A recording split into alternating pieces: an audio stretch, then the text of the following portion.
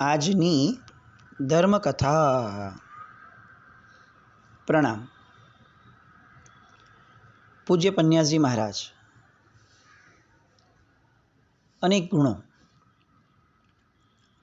પણ આ દરેક ગુણોમાં શિરમોર કહી શકાય અને જેની ભેટ જૈન શાસનને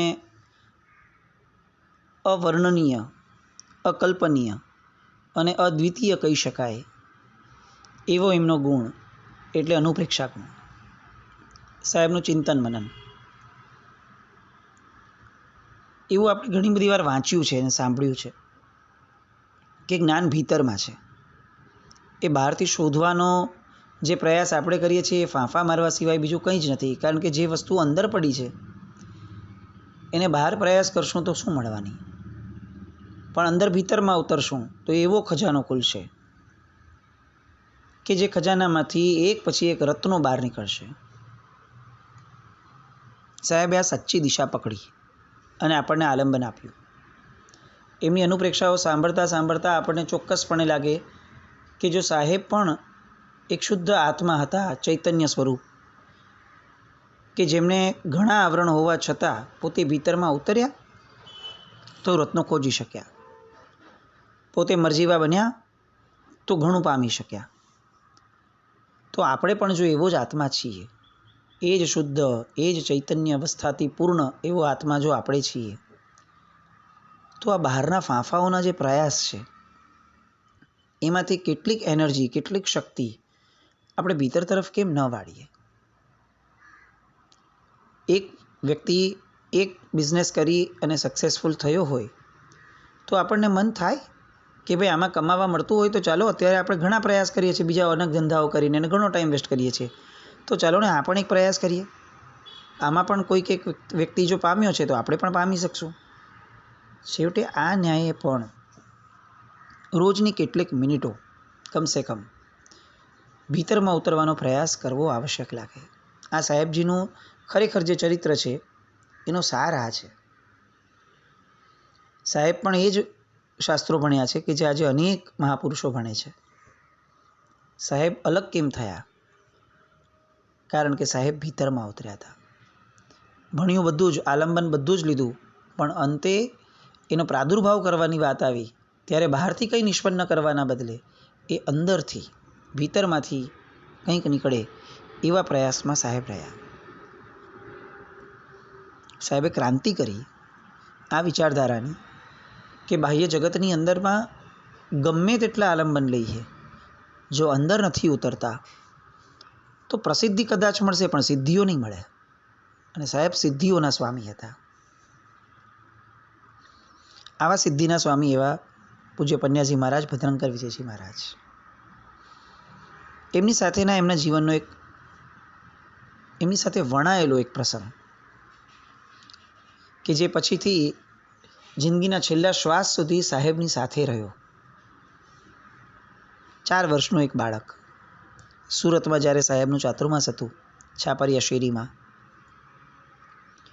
એ ચાતુર્માસ દરમિયાન એમને આ બાળકનો પરિચય તો મૂળમાં આચાર્ય ભગવાન સાથે, રામચંદ્રશ્રી મહારાજ સાહેબ સાથે, પ્રેમસુરી મહારાજ સાહેબ સાથે, પણ સાહેબ સાથે પણ ઘનિષ્ઠતા કેળવાય અને કંઈક અલગ આપણને પ્રેરે એવો એક આ નાનકડો પ્રસંગ. 4 વર્ષનો બાળકનું નામ ધીરજ. એમના પિતા સાથે પ્રેમસુરી મહારાજ સાહેબ પાસે આવ્યા અને પ્રેમસુરી મહારાજ સાહેબ પાસે કેટલીક અંશે ભણવાની અને તાલીમ લેવાની શરૂઆત થઈ, દીક્ષા માટેની. બહુ યોગ્ય જીવો એટલે પ્રેમસુરી મહારાજ સાહેબ વ્યક્તિગત ઘણું ધ્યાન આપે. ધીરે ધીરે આ ધીરજની જે શક્તિઓ છે એને ખીલવવાનું કાર્ય પ્રેમસુરી મહારાજે ભદ્રંકર વિજયજી મહારાજ સાહેબને સોંપ્યું.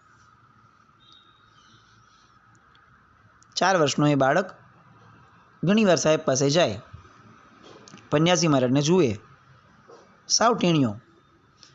એટલે સાહેબને તો એટલો નીચે આવે, કમરથી પણ નીચે, તો એની ટોટલ હાઈટ આવી જાય. પણ એ આવીને સાહેબને જોરથી આવું પૂછે. ઘણી બધી વાર જુએ, ઓબ્ઝર્વ કરે ને પછી એમને પૂછે, તમારા હાથ આટલા ગૂંઠણથી નીચે કેવી રીતે આવી શકે છે? અમારા તો કોઈના હાથ આટલા લાંબા નથી. તમે આટલા ઊંચા છો, કોઈ માણસ આટલું ઊંચું કેવી રીતે હોઈ શકે? આવા સાહજિક પ્રશ્નો, બાળ સહજ પ્રશ્નો એ સાહેબને કરે. સાહેબની આગળ તૈયારી શરૂ થઈ. 4 વર્ષનો હતો જ્યારે આવ્યો હતો, 7 વર્ષનો થયો. અને સાહેબજીએ એમનો અભ્યાસક્રમ જે ગોઠવ્યો હતો એ પ્રમાણે ફક્ત 4 જ મહિનાની અંદરમાં છેક લઘુ શાંતિ સ્તોત્ર સુધી પહોંચી જાય ધાર્મિક અભ્યાસમાં, એવી રીતનો ક્રમ ડે બાય ડેનો સાહેબે એમને ગોઠવી આપ્યો. આ સાહેબની એક બીજી લાક્ષણિકતા હતી. સાહેબ ફક્ત લાંબા ટાર્ગેટ બાંધતા હતા એવું નહોતું. સાહેબ ડે બાય ડેનો સ્ટેપ પણ હંમેશા પોતાની માટે કે બીજા માટે સાહેબ આવું ગોઠવતા. એમના નિત્યક્રમ રહેતા. દિવસ દરમિયાનમાં ક્યાં શું કેટલા વાગે કરવાનું એવું એકદમ પ્રોપર શેડ્યુલ લેવું નહીં, કારણ કે સાધુ ભગવાન છે, ક્યારે બી કંઈ બી આવે. પણ દિવસ દરમિયાન સૂતા પહેલાં આટલું થઈ જવું જોઈશે એવી કડકાઈ પોતાની જાત માટે સાહેબની હંમેશા રહેતી. કારણ કે સફળ વ્યક્તિ એ જ છે કે જે વ્યક્તિ સાતત્ય સાથે પુરુષાર્થ કરે છે, માનસિક અને કાયિક બંને. શેડ્યુલ ગોઠવવું એ કાયિક પુરુષાર્થ છે, પણ એન્ડ ઓફ ધ ડે વિવેકપૂર્વક જે પણ શેડ્યુલમાં આગળ પાછળ થયું, છેવટે એન્ડ ઓફ ધ ડે આપણા ગોઠવેલા ટાર્ગેટની નજીક જવું, એનો સમય ગમે તે રીતે કાઢવો, એ માનસિક પુરુષાર્થ છે. 4 મહિનાની અંદરમાં સાહેબે એમને લઘુ શાંતિ સ્તોત્ર સુધી પહોંચાડી દીધા. હવે આ બાળક 7.5 વર્ષનો થયો. સંવત 2008 ઈસવીસન 1952 મહાસુદ આઠમનો દિવસ.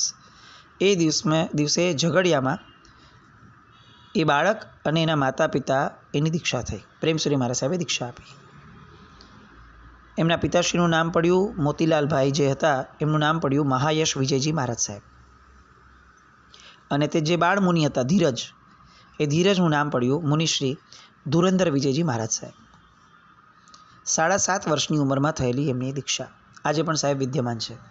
અને કદાચ એમ કહી શકાય કે પરમાત્માનું શાસન અત્યારે જે રીતે થઈ રહ્યું છે એના એવા બધા આયામો કે આયામો ક્યાંય છતાં નથી, આપણને ક્યાંય દેખાતા, સમજાતા નથી, કોઈની આગળ સંભળાતા નથી. એવી અઢળક વસ્તુઓના જ્ઞાતા તરીકે આજે સાહેબ વિચરી રહ્યા છે. એમની પાસે જઈએ એટલે ક્યારેય ન સાંભળેલી વસ્તુઓ, ક્યારેય કલ્પેલી ન હોય એવા ક્ષેત્રો, ક્યારેય કોઈ ઉઘાડ ન થયો હોય એવી દિશા, આવું ઘણું બધું સાહેબ પાસેથી આપણું ભાગ્ય હોય તો આપણને સાંભળવા મળે. પણ આ બધું 7.5 વર્ષની ઉંમરે જે આ બાળ દીક્ષિત થયા ને એનો પ્રભાવ પણ ખરો. કારણ કે આ જૈન શાસનમાં જ્યારે બાળ મુનિઓ થયા છે ત્યારે કંઈક ને કંઈક એવું જગતને મળ્યું છે કે જે મેળવવા માટે જગત સક્ષમ ન હતું. આ બાળ મુનિઓ થકી જ ઘણી બધી વસ્તુઓ આ જૈન શાસનને ઓવરઓલ મળેલી છે. એવા એક આ બાળ મુનિ મહારાજ વજ્રસેન વિજયજી મહારાજ સાહેબ પછીથી જેમની દીક્ષા થઈ તે ધુરંધર વિજયજી મહારાજ સાહેબ. બાળ દીક્ષા પ્રતિબંધારો હતો એટલે સરકારી કાયદાઓ કેટલાક થયા. 7.5 વર્ષનું બાળક દીક્ષા કેવી રીતે આપી શકાય, એટલે સરકારી વ્યક્તિઓ આવ્યા, કેટલાક લોકો ભેગા થયા. છેવટે બાળકને પૂછવાનું નક્કી કરાયું કે ભાઈ તું નક્કી કર, બોલ શું કરીશ તું. અને ત્યારે એ બાળકે સામે ચડીને 7.5 વર્ષના બાળકે સરકારી અમલદારો, વડીલો, બધા જ લોકો એ બધા ભેગા થયા હતા. અને જ્યારે એને પૂછ્યું ત્યારે એમ કહી દીધું કે હું તમારી સાથે નહીં આવું. એટલે જે એના દાદા હતા કે જે આ બધી વસ્તુઓમાં થોડા અગ્રેસર થયા હતા પાછું લાવવા માટે, એ પણ સ્તબ્ધ થઈ ગયા કે 7.5 વર્ષના બાળકમાં આટલી સમજણ અને આટલી દ્રઢતા. અને પછી એ ભદ્રંકર વિજયજી મહારાજ સાહેબની સાથે સતત એમની આંગળી પકડીને રહ્યા. વરઘોડો હોય તો પણ પોતે સાથે ચાલે. લોકો માટે કૌતુક થતું કે એક આટલા ઊંચા મહારાજ સાહેબ, એની બાજુમાં એક આવડા નાના બાળમુનિ મહારાજ જે એમની કમરથી પણ નીચે આવતા, અને લોકોને ખરેખર જોવું ગમતું. અને આમાં મજાની વાત એ હતી કે સામાન્ય વ્યક્તિની, વિદ્વત્વર્ય વ્યક્તિઓ પણ જે ગંભીરતાને ન સમજી શકે એવું ગંભીર ચિંતન જેમનું હતું, એવી ગંભીર વર્તન જેમનું હતું, એવી ગંભીર વાણી જેમની હતી, એ 7.5 વર્ષના બાળકની સાથે પણ એટલા મિંગલ થઈ ગયા, એટલા જોડાઈ ગયા કે આપણે સમજી જ ન શકીએ કે આ પરિપક્વતા, એની સાથે આ જે ફ્લેક્સિબિલિટી, જે વિવેક છે સાહેબનો, એ કેવો અદ્ભુત હશે. 7.5 વર્ષના બાળકની સાથે એનું ઘડતર કરવા માટે એના જેવા થવું, એ આવા વિદ્વત્વર્ય વ્યક્તિને કેટલું બધું માનસિક પુરુષાર્થ માંગી લેતું હશે. કેટલી બધી નિરઅભિમાનિતા અંદરમાં ઊભી કરી લેવી પડતી હશે કે ત્યારે માનસિક રીતે પણ નાના થઈ શકાય. અને સાહેબ એમની સાથે જે રીતે સમય વિતાવે અને જે રીતે આપે, સમય વિતાવતા જે રીતે એમને આપે વસ્તુઓ, એ બધું જ જબરદસ્ત. સંસ્કરણ, ઘડતર, એ બધું જબરદસ્ત. એકવાર આવું થયું કે ધુરંધર વિજયજી મહારાજ સાહેબ એ બદરંકર વિજયજી મહારાજ સાહેબના ખોળામાં સૂઈ ગયા અને ગાતા હતા સાહેબ. એમને ઊંઘ આવી જાય વ્યવસ્થિત માટે. સુણતા શ્રવણે અમી જરે, મારી નિર્મળ થાય કાયા રે, આ વાળું સ્તવન ચાલતું હતું. સાંભળતા સૂઈ ગયા અને કોઈ શ્રાવકે આવી એને સિમ્પલી પૂછ્યું કે સાહેબ તમને આ ખોળામાં વજન ન લાગે તો એની માટે આ નાના મહારાજને અંદર સુવડાવીને આવીએ. અને ત્યારે સાહેબ એ શ્રાવકને એવો જવાબ આપ્યો કે એ ભલે સૂઈ ગયા છે પણ એના ખુલ્લા કાનમાંથી શબ્દો અંદર જાય છે અને આ શબ્દો એના ઊંડા સંસ્કાર એમનામાં પડી રહ્યા છે. એટલે અહીંયા જે મહાત્માઓ બધા ભેગા મળી અને સ્વાધ્યાય કરી રહ્યા છે, એની માટે જે સ્તવન ગવાઈ રહ્યા છે, એમને ઊંઘ આવે એની માટે, આ બધા શબ્દો એ લેવા માટે શરીર સૂતું નથી, શરીર જાગે છે. એટલે એમને અહીં જ રહેવા દો, એમનામાં ઊંડા સંસ્કાર પડવા દો. આ હતી સાહેબની ઘડતરની પદ્ધતિ. એટલા લાડકોડમાં રાખે કે એમને કોઈ પણ વસ્તુમાં બહુ જલ્દીથી ક્યાંય પણ એ ના ન પાડે. એમને આ જોઈએ છે તો આ 7.5 વર્ષની ઉંમરનો બાળક, 8 વર્ષની ઉંમરનો, એટલે ઘડતર કેવું વાલભર્યું કર્યું સાહેબ કરે. પણ એટ ધ સેમ ટાઈમ સાહેબ થોડા કડકાઈવાળા પણ ખરા. ઘડતર હતું. અત્યારના મા બાપો જેમ ફક્ત ને ફક્ત કમ્ફર્ટ ઝોન આપે છે એવું કમ્ફર્ટ ઝોન ન હતું, એ ઘડતર હતું. એ બે વસ્તુનું બેલેન્સ હતું. એક પ્રસંગ એવો કે ચૈત્રી પૂનમના દિવસે પહેલો ઉપવાસ એમણે કર્યો હતો એમના જીવનનો. તો એમને પિત્ત ચડ્યું, ઉલટી થવા લાગી, તો ખોળામાં રાખ્યા અને આખી રાત સાહેબ એમને ખોળામાં રાખીને બેસ્યા, આખી રાત. અને બીજે દિવસે સવારે પારણું કરાવી અને પછી પોતે પોતાના નિત્યક્રમમાં વળ્યા. ત્યાં સુધી પૂર્ણપણે એમને ખોળામાં રાખી અને પન્યાજી મહારાજ બેસ્યા હતા. આવું વાત્સલ્ય. અને બીજી જગ્યાએ બીજો એક પ્રસંગ એવો પણ ખરો કે એમને લટકવા માટે હિંચકા બાંધ્યા હતા. હિંચકા જેવું નહીં, પણ એમની ઊંચાઈ વધે ને એ માટે એક દોરડું બંધાવીને લટકવાનો આદેશ પણ મળ્યો હતો કે ભાઈ આમ નહીં કરે તો એની હાઈટ તો નાની રહેશે. એટલે એમને આવી રીતે બાંધીને દોરડા બાંધી અને એમને લટકવા માટે કહ્યું હતું.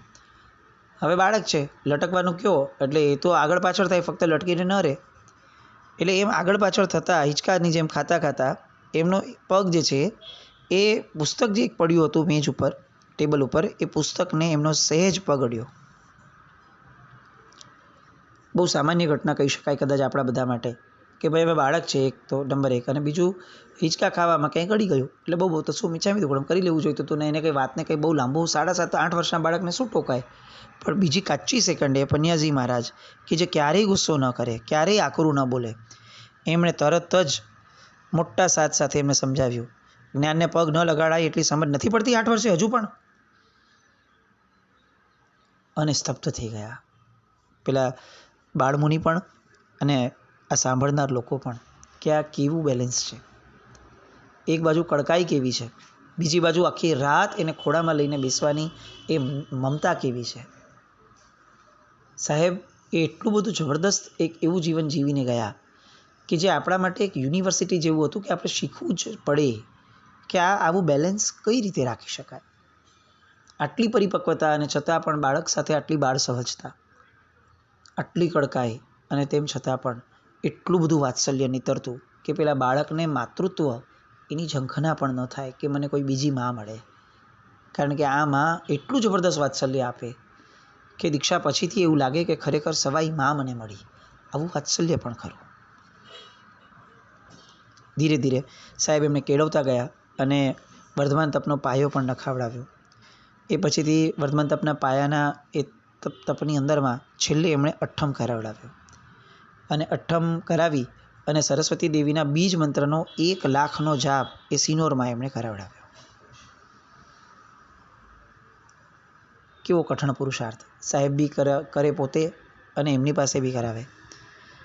વાઘબારસ આવી, એ પછી દિવાળી આવી, ત્યારે માયા બીજના 1,00,000 મંત્રની જે માળા કરાવી, ત્યારે એક જ દિવસમાં કલાકની 10 માળા એવી રીતે કરાવી અને 24 કલાકની અંદરમાં 1,00,000નો જાપ સાહેબે પૂરો કરાવડાવ્યો. ગજબ! એક એક વિઝન સાહેબનું, એક એક પ્રક્રિયા એ આપણા માટે ઉત્કૃષ્ટ આલંબન બની રહે એવું સાહેબનું આ જીવન. એકવાર આ નાના મહારાજે જ પ્રશ્ન કર્યો કે આપણે વારંવાર વિહાર ને બધું થાય છે, તો પછી ઉઘાડા પગે ડામરના સડક ઉપર જે ચાલવાનું આ વારંવાર થાય છે, એમાંથી સાહેબ નીચે ચાલે હંમેશા. એટલે નાના મહારાજે પ્રશ્ન કર્યો કે સાહેબ આપ આવી રીતે કેમ ચાલો છો? બીજું તો કોઈ કોણ પૂછે? બાળક હોય ને એ હિંમતથી પૂર્ણપણે ભરેલો હોય, કારણ કે એનામાં કોઈ જાતનું કપટ નથી, એનામાં કોઈ જાતનું લાંબુ પ્લાનિંગ નથી. એટલે એને તો જે સ્ફૂર્યું એ બોલ્યો. બીજા બધા મહાત્માઓને ડર લાગે કે સાહેબને કેવી રીતે પૂછવું, સાહેબારે કેવી રીતે આ વાત કરી શકાય, આવું ઘણું થાય. પણ બાળક કોને કહેવાય? એટલે એમણે એકવાર આ વાત કરી અને પૂછ્યું કે સાહેબ આ ડામરની સડક ઉપર તમે કેમ નથી ચાલતા અને કેમ નીચે ચાલવાનો આગ્રહ રાખો છો? ત્યારે સાહેબે જે જવાબ આપ્યો, બહુ જ સુપર. આપણા વિહારો એ શાસનની વિશિષ્ટતા છે, પણ ઉઘાડા પગે જ્યારે ડામરની સડક ઉપર ચાલીએ ત્યારે ડામરના કારણે પગના તળિયા વધારે ઘસાય છે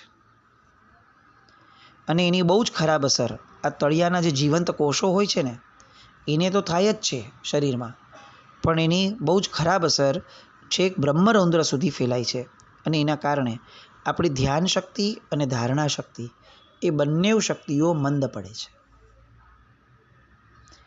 આ શક્તિઓ મંદ પડવાના કારણે અષ્ટાંગ યોગ કે જે એમના જીવનમાં બહુ સહજ હતો, એ અષ્ટાંગ યોગ સાધવામાં મુશ્કેલી પડે. એટલે અપવાદ રૂપ સંયોગો સિવાય ડામરની સડક ઉપર ચાલવું નહીં જ. વિહારથી કર્મ નિર્જરા અને પરમાત્માના શાસનની પ્રભાવનાની ઉત્તમ તક મળે છે, પણ આ તકના કારણે સાધુતાનું તેજ ઝાંખું પડી જતું હોય એવું કાર્ય સાધુએ ન કરવું. એટલે ડામરની સડક છોડી અને પગદંડી ઉપર ચાલીએ તો સ્વાસ્થ્યનું તો રક્ષણ થાય જ છે, પણ એ પગદંડી પર મળતી પ્રતિકૂળતાના આધારે સાધુને સહન કરવાની પણ આદત પડે અને એ આદત એ જ સાધુત્વ છે, એ જ જંગલમાં મંગલ છે. બાળક આવી મર્મસભર વાતો સાંભળી અને અચંબિત થઈ ગયો. સાંભળવાવાળા મહાત્માઓને પણ ક્ષણભર માટે તો એવું લાગ્યું કે આ કેવું વ્યક્તિત્વ આપણી વચ્ચે છે કે જેની વિચારધારા કેવી સૂક્ષ્મ છે.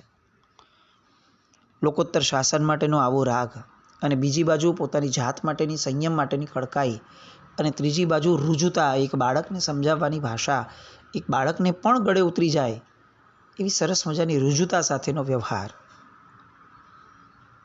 સાહેબની આ ઉન્નત દશા, ઉર્ધ્વ દશા, સુદૂરગામી દશા, એમની જે આ બધી દશાઓ હતી એ દશાઓના કારણે દરેકે દરેક મહાત્માઓને એક નિસ્વાર્થ માર્ગદર્શન દરેકે દરેક ક્રિયા સમયે મળીને રહેતું. આ આપણે પણ વિચારવા જેવું ખરું. ગામડામાંથી શહેરમાં આવ્યા અને ડામરની અને સિમેન્ટ કોન્ક્રીટની સડકોનો એક આપણે ગૌરવ લેવા લાગ્યા, એનું પ્રાઉડ ફીલ કરવા લાગ્યા કે આપણે એડવાન્સ થયા. એવા સમયે આ વાત સાહેબની કે પગના તળિયા વધુ ઘસાય ડામરના કારણે, અને એના કારણે આપણી ધ્યાન શક્તિ અને ધારણા શક્તિ એ બંને સીધાય. આ વાતને નોંધવા જેવી છે. જીવનમાં બીજું કાંઈ કરીએ કે ન કરીએ, કદાચ આવું થાય કે ન થાય, ખરેખર આવી ઘેલછા, આવી મહેચ્છા રાખવા જેવી જ છે કે ફરી આપણે ક્યારે એ ગામડાનું નિર્દોષ જીવન જીવવા માટે ફરીથી આપણે આવા સૌભાગ્યશાળી બનીએ. આ એડવાન્સ અને મોડર્ન થયેલો શહેરો એ આપણા શરીરનો જે કચ્ચરઘાણ કાઢે છે, એ આપણા ભાવપ્રાણનો જે કચ્ચરઘાણ વાળે છે, એ આપણી અંદરની પવિત્રતાનો જે કચ્ચરઘાણ બોલાવે છે, આ બધાથી પર થઈ અને ફરી આપણું જીવન એ પરમાત્માની આજ્ઞા અને રાજા ઋષભે જે સંસ્કૃતિ સ્થાપી હતી એ રાજા ઋષભની આર્ય સંસ્કૃતિ પ્રમાણેનું નિર્દોષ જીવન, ગામડાનું જીવન એ આપણા ભાગ્યમાં ક્યારે આવે? કમસે કમ એની ઈચ્છા કરવા જેવી તો ખરી. રોજ આ ઘૂંટવા જેવું ખરું. કદાચ આ ભાવમાં ન જ પામી શકે, આપણને લાગે છે કે કોઈ શક્યતા જ નથી દેખાતી. અગ્રીડ ટુ ધેટ, વાત સાચી છે, પણ ઈચ્છા કરવામાં ક્યાં કોઈ મર્યાદા નડે છે? સરસ મજાનું આવું ગામડાનું ધૂળિયા પગદંડીવાળું જીવન એ આપણા જીવનમાં આવે. અને સાહેબની જે વાતો છે એ બધી વાતો પણ આપણને બહુ સરસ રીતે આપણા જીવનમાં ઉતરે એવો પ્રયાસ આપણે કરીએ. સાહેબનું મુંબઈ એ પછીથી ચાતુર્માસ થયું. એક બહુ સરસ નાનકડી એમથી વાત વહેતી મૂકી અને આજની કથાની પૂર્ણાવતિ પર જઈએ. સાહેબ મુંબઈમાં હતા. એમની ખ્યાતિ સાંભળી અને એક વરિષ્ઠ રાજકારણી એ સમયના એમણે પધાર્યા. એમણે પ્રણામ કરી પોતાની પ્રશસ્તિ એટલે પોતાના આઈડેન્ટિટી સહિતનો એક પોતાનો પરિચય એણે આપ્યો. એ ભાઈને એમ લાગતું હતું કે સાહેબ હવે કંઈક અંજાઈ જશે મારી પ્રતિભાથી ને હું કોણ છું એ સાંભળી. અને બીજી વળતી ક્ષણે સાહેબે એમને પ્રત્યુત્તર રૂપે પ્રશ્ન કર્યો કે તમે કોઈ કામ માટે પધાર્યા હો તો કહો. એક અટંગ રાજકારણી, બહુ મોટો એ સમયના. સાહેબ પ્રત્યે સદભાવ કેટલું હશે એ ખબર નથી, કારણ કે રાજકારણી છે, પણ સાહેબ બહુ સ્પષ્ટ હતા કે કામ હોય તો બોલો, કારણ વગર સમય વેડફવાની વાત નહીં. આવું એમનું વ્યક્તિત્વ. એ વ્યક્તિત્વના અલગ અલગ પાસાઓ ફરી માણવા માટે આવતીકાલે ફરીથી મળીએ. જીના જ્ઞાવૃત કંઈ પણ બોલાય તો